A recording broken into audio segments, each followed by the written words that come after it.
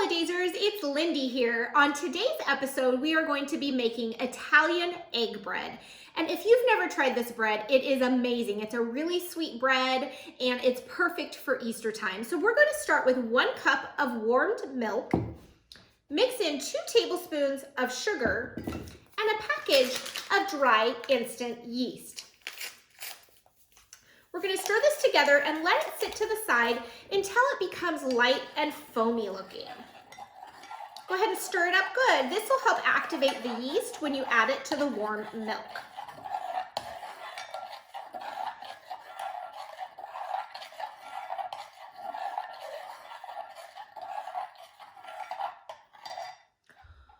While that's sitting to the side, we're going to go ahead and get out our stand mixer and start incorporating some of the other ingredients together.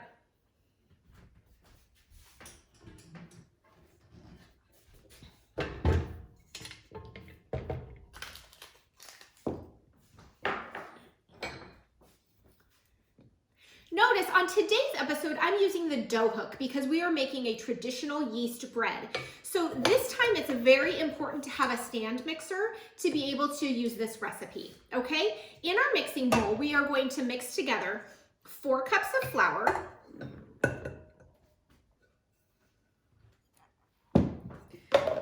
half a cup of sugar, along with a teaspoon of salt, 3 eggs,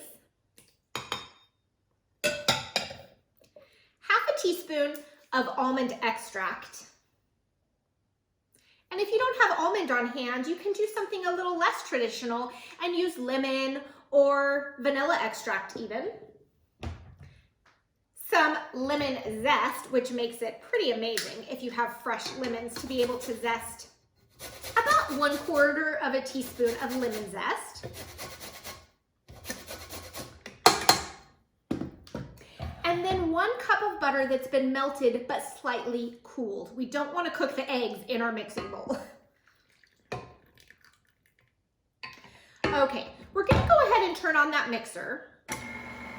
And after a while, once it starts getting incorporated, you may have to add up to 1 more cup of flour. It really just sort of depends on how humid it is in the area you live in and what the temperature is like outside. Okay, once you pour in the butter, you're going to want these ingredients to mix together just a little bit while you're waiting for your yeast to proof over on the side. You can scrape down the sides, but you don't want to knead too much because you don't have the yeast incorporated just yet. So we're going to let this just go ahead and sit while my yeast proofs up. Now my milk has a slightly foamy look to the top of it, so I know that my yeast has activated and I'm ready to pour it into the mixing bowl. You're going to go ahead and put the dough hook back in and slowly add your milk, yeast, and sugar mixture.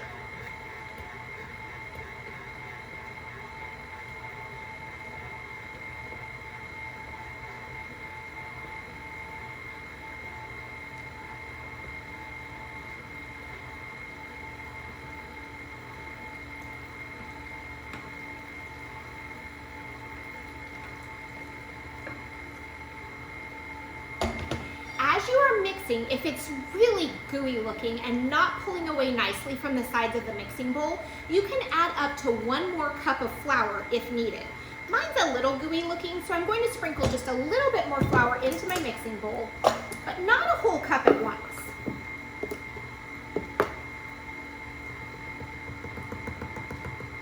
We really want it to start pulling away from the sides of the mixing bowl on its own. Once it does that, you can go ahead and set your timer for 8 minutes and let the dough knead itself in the mixer. All right, once the 8 minutes is up, you're going to have to knead it for a few minutes by hand. So you want to flour your surface so it doesn't stick to it. If you don't have a mat like me, don't worry, you can do this on your clean countertop. Your dough should easily roll out of your bowl. We're just for a few minutes going to go ahead and knead it. And basically all you're doing is pulling it towards you and pushing away, incorporating in a little bit more flour and just moving it around your mat. It gives you a good arm workout and it's going to make amazing bread once it's done. Now's the time to let our dough rise. So we're going to take some kind of bowl. I happen to own two mixing bowls that are the same. And a little bit of oil. You can rub it in with a paper towel. You want to oil the sides down so as it's rising, your dough does not stick to the bowl. So all you're doing is wiping the sides, okay? You're going to go ahead and put your dough ball inside the bowl and cover it. You can either cover it with a dish towel or some saran wrap, and you're gonna leave it until it doubles in size, which is about 45 minutes. It really sort of depends upon the temperature inside your house. I like using saran wrap because it helps seal that heat in just a little bit. While it's rising, you want to dye 3 eggs. You want to make sure they are not boiled, because if you use an actual boiled egg in your bread, they will explode while you're cooking, and that would be a big mess. So go ahead and dye 3 eggs that are not boiled, and I chose 3 different colors, and make sure that they're bright and pretty while your dough is rising. All right, our dough has just about doubled in size, so we're going to go ahead and create the loaf of bread. My suggestion is to oil your hands just a little bit so the dough doesn't stick to them. You also want a nice floured surface. You're going to go ahead and punch the dough down. And then put it out onto your floured surface. Break it into 2 pieces, and then we're going to create long ropes out of each piece.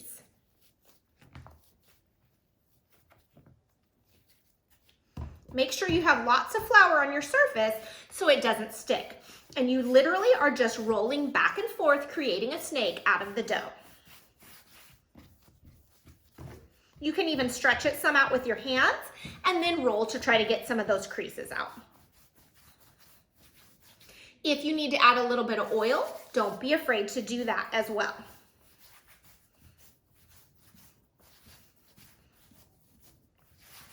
You want your snake to be just about the length of your pan.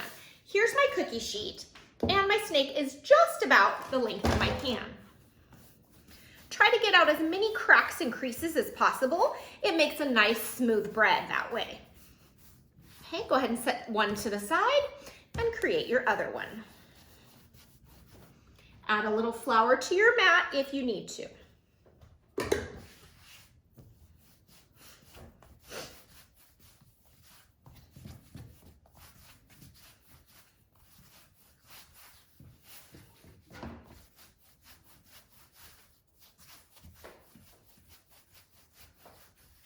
You want to make sure that both pieces of dough are about the same length. So you can see my second one is not quite long enough yet.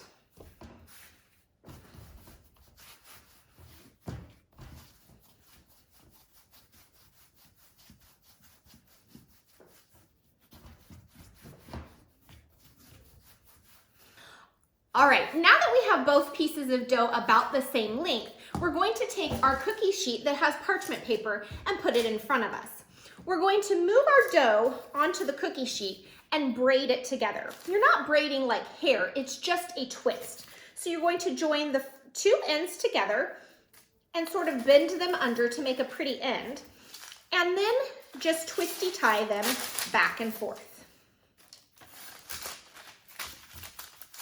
When you get to the other end, go ahead and put those together and bend that under as well. Try to go ahead and move it so it's into the center of your cookie sheet if possible. You're going to have 3 sections where you can add your dyed eggs. Okay, make sure your eggs are dry. If you have a spot that didn't get colored when you put it in the dye, then just go ahead and put that down. You don't want to push them too far down because as your bread rises, the dough is going to rise up over it. And you want those eggs to be seen once it's baked. Okay, go ahead and tuck in those ends if needed. You're going to go ahead and cover your dough for about another 45 minutes. It's going to double again in size. Make sure it's covered well. If you need 2 pieces of saran wrap in order for it to be covered completely. Let it sit quietly in a warm space for about 45 minutes. Then we're going to be ready to bake. My bread's been sitting here for about 45 minutes, so it's risen even more. I'm going to put an egg wash on my bread. It's just 1 egg whisked with a little splash of water in the bowl. And then we're going to brush it onto the bread with a pastry brush. This is what makes your bread nice and golden yellow once it's baked. I would not brush it on top of your colored eggs, but just on the dough. I've preheated my oven to 350 degrees. And once I go ahead and brush this all over my bread, I'm going to bake for 20 minutes.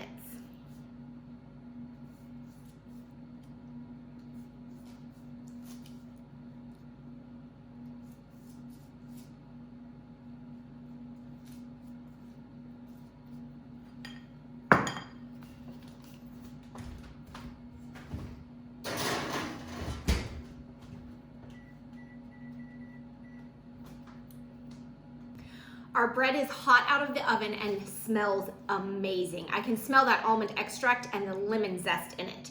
You're going to want it to cool for just a few minutes on the pan before you transfer it onto a cooling rack. You can just pick that parchment paper right up, being careful not to burn your hands on the pan, and transfer it to the cooling rack. Just be careful, try not to break the bread.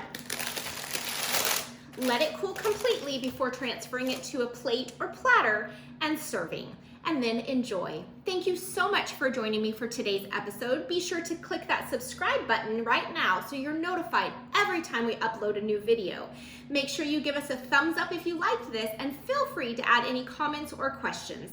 Thanks so much. See you next time. Bye.